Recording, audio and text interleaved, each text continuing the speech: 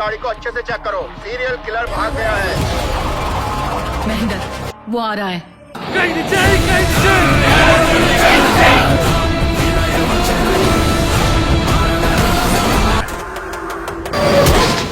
రాబోయే ఎలక్షన్స్ లో మన పార్టీని గెలిచేది, కానీ నువ్వు గెలవు.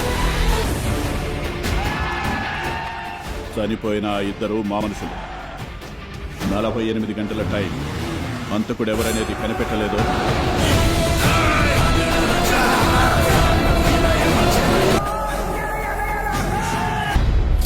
ప్రజలు మనం చేసిన తప్పుల్ని గుర్తుంచుకుని ఉంటే 5 సార్లు ఎన్నికల్లో ఎలా గెలిచుండేవాళ్ళం.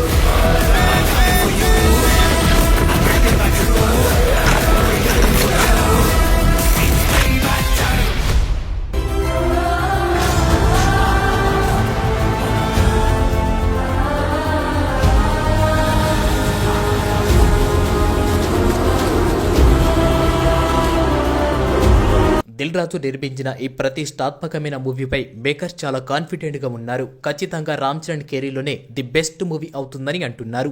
డైరెక్టర్ శంకర్ కూడా సినిమాలోని రామ్ చరణ్ పర్ఫార్మెన్స్ పై ప్రశంసలు కురిపించాడు. మూవీలో రామ్ చరణ్ 2 విభిన్నమైన క్యారెక్టర్లో కనిపించబోతున్నాడు. ఒక క్యారెక్టర్లో స్టూడెంట్ నుంచి IAS ఆఫీసర్ గా మారిన క్యారెక్టర్ ఉంటుంది. అలాగే పొలిటికల్ లీడర్ గా మరో పాత్రలో ఫ్లాష్ బ్యాక్ ఎపిసోడ్ లో కనిపించబోతున్నాడు. ఇక సెకండ్ హాఫ్ లో ఎమోషనల్ సన్నివేశాలు, పొలిటికల్ ట్విస్టులు, క్లైమాక్స్, యాక్షన్ డ్రామా చాలా కీలకంగా ఉండబోతుందని టాక్ అయితే వినిపిస్తూ ఉంది.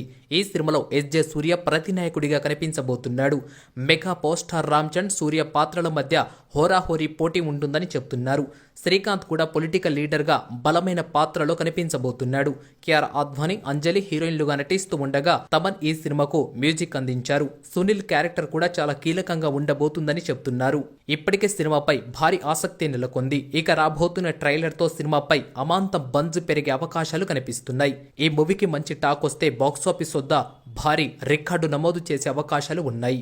ఈ సినిమాను ప్రపంచవ్యాప్తంగా భారీ ఎత్తున విడుదల చేయడానికి సన్నాహాలు చేస్తున్నారు మేకర్స్. ఈ వీడియో మీకు నచ్చితే లైక్ చేయండి. ఇలాంటి వీడియోస్ మరికొన్ని కావాలి అంటే ఈ ఛానల్ ని సబ్స్క్రైబ్ చేసుకోండి.